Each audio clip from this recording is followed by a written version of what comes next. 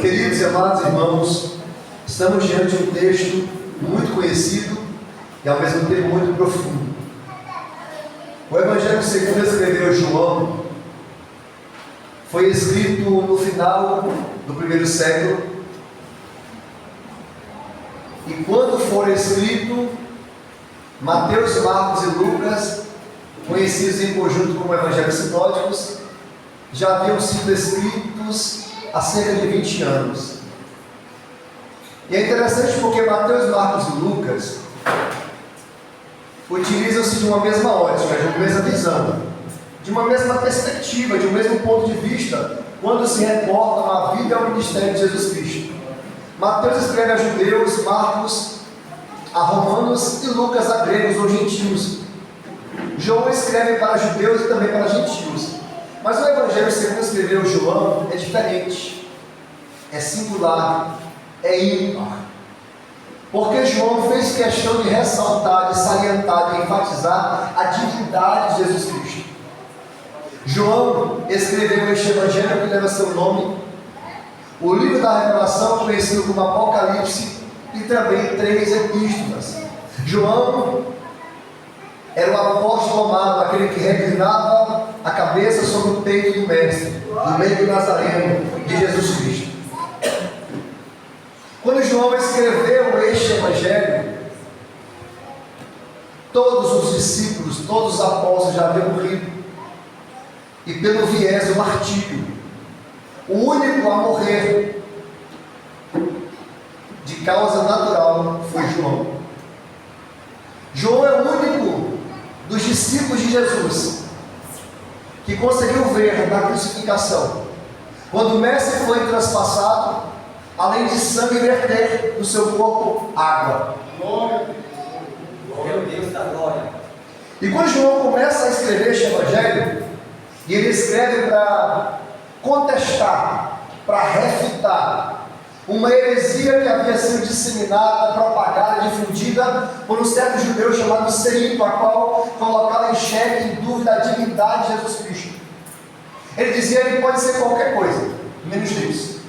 Ele pode ser profeta, ele pode ser um mestre, um rabi, mas Deus jamais. E é interessante porque João escreve para confrontar uma heresia conhecida como gnosticismo. O gnosticismo é uma espécie de mistura, de concubinato entre a religião judaica e a filosofia grega. Os gregos acreditavam que a matéria é essencialmente má e que o espírito é essencialmente bom. Então, de acordo com a ótica grega, era impossível aquilo que era essencialmente bom habitar dentro daquilo que era essencialmente mal. E Jesus veio para justamente quebrar protocolos.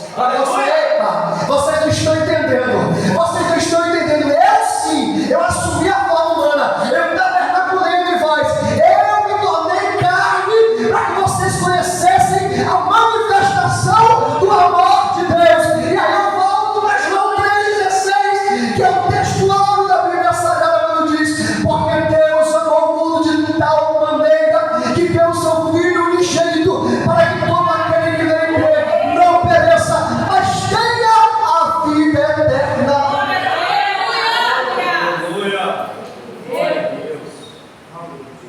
Glória a Jesus! E João faz questão de já começar o Evangelho que leva seu nome, confrontando este herege chamado Cerinto. Ele diz: Enarre em hologos, cai hologos em prostonteon, cai teos em hologos. Ele está dizendo: no princípio era o verbo, e o verbo estava com Deus, e o verbo era Deus. Aleluia!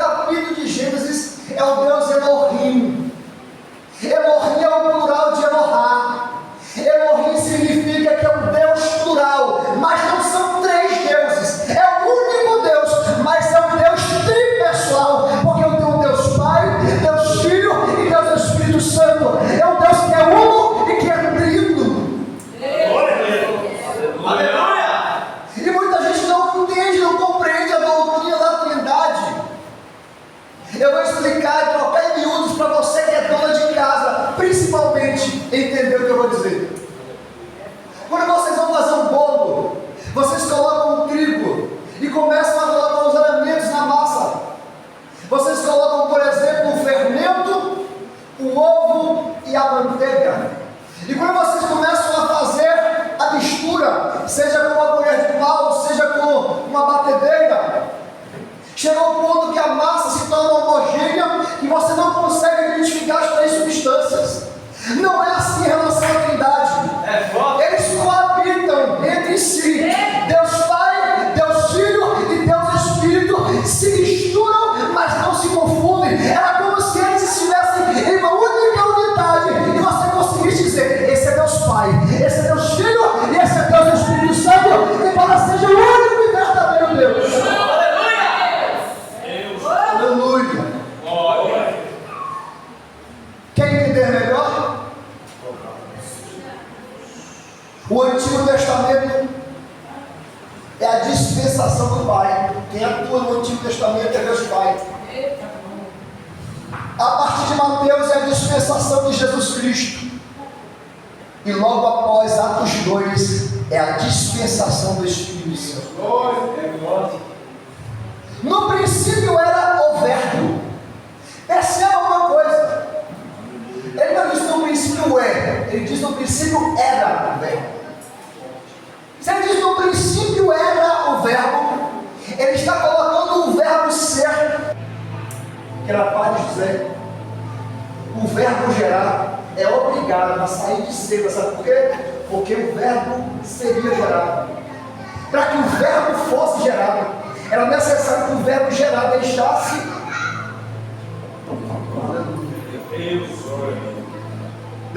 o lugar vago, porque agora o verbo gerado não tinha mais poder. Quando chega em Jacó gerou a José, marido de Maria, da qual nasceu Jesus, que se chama Cristo. O texto não diz que José gerou a Jesus. José, marido de Maria, da qual nasceu Jesus, que se chama Cristo. Ou seja, agora não tem mais como haver a participação do verbo gerado. Porque para o verbo ser gerado, a Bíblia diz que foi por obra sobrenatural do Espírito Santo. O Espírito desceu sobre a Virgem Maria. Aleluia. E ela achou-se agora, aleluia, grávida, ela concebeu, não de José, mas pela virtude que desceu do alto. E a Bíblia diz que quando ela vai visitar sua prima Isabel, João Batista, que está no ventre com 6 meses, é cheio do Espírito Santo. O que mostra para mim, para você, que ele é o Cristo, ele é o Cristo, ele é o Redentor que vive eternamente para todo sempre. Aleluia. A própria ciência já se curvou. A própria ciência já entendeu que não tem como negar a existência deste Deus. Eles começaram a analisar os cromossomos das células e perceberam que dentro do ser humano existe uma contagem que equivale às 4 letras do tetragrama de Yahvé, Yud, Re, Vav, Re. As 4 letras que indicam Deus. Não tem como dizer que o ser humano não foi criado por Deus. Não tem como negar a existência de um Deus que é pessoal e não deixa de ser Deus. Aleluia. Porque tem gente por aí que diz que Deus criou tudo que existe, mas deixou para lá. Dizem que Deus é apenas transcendente, mas Deus é imanente.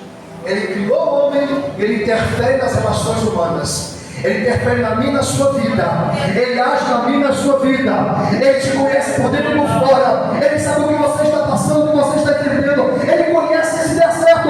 Mas eu vou te dizer uma coisa: não peça a Ele para te livrar do deserto, mas diga: Senhor, me dê livramento dentro do deserto. Porque esses momentos nós não entendemos que quem nos leva para o deserto é o próprio Espírito Santo. Quando Jesus foi tentado, a Bíblia diz que o Espírito o conduziu até o deserto para ser tentado no Satanás. Às vezes nós estamos no deserto e ficamos reclamando, murmurando: está em pecado, está em prostituição, está em adultério. Mas na verdade é o próprio Deus que levou no deserto. E Deus quer matar no deserto. Porque deserto é escola de profeta, deserto da escola de cristão, para chegar a ser alguma coisa, para chegar alguém a ser usado por Deus, vai ter que passar pelo querite, como passou Elias. Ele bateu no peito e falou: segundo a minha palavra, minha orvalho de Gil haverá. Você está vendo que eu vou quebrar a Cristo desse camarada, vou levar para o deserto, para ele poder obedecer. Leva para o querite. Sabe o que é querite? Cortar, moldar, tirar esta. Ele vai para o querite para ser moldado por Deus. Quando ele pensa que acabou a modelagem, ele está perfeitinho, Deus manda para a sarepta, consegue dar para uma viúva. Sabe o que significa sarepta? Local de fundição. Depois de ser moldado, ele vai ser fundido, esmagado. Meu Deus do céu. Talvez você esteja passando pelo Getsemane de Deus, não saia. Porque Getsemane é lugar de presta, lugar de presta. É quando eu e você somos prensados, é que o melhor azeite sai de nós. A azeitona, ela libera o melhor azeite quando ela é prensada. E na última prensagem, você não está entendendo o que está acontecendo. Deus está dizendo para você assim: ó, eu estou te tratando, eu estou te moldando, eu estou te prensando, porque eu preciso te usar na minha obra, mas eu quero que saia de você o melhor azeite, o melhor azeite, o melhor azeite. Aleluia,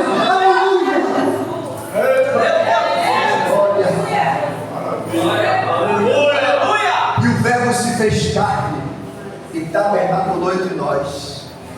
É de arrepiar, Jesus, aleluia. E o Verbo se fez carne e tabernaculou entre nós. Aleluia. A Bíblia diz que ele é gerado, diferentemente de nós. O que muita gente não entende. Os gregos diziam que a matéria do corpo é essencialmente, inerentemente mal, é mentira.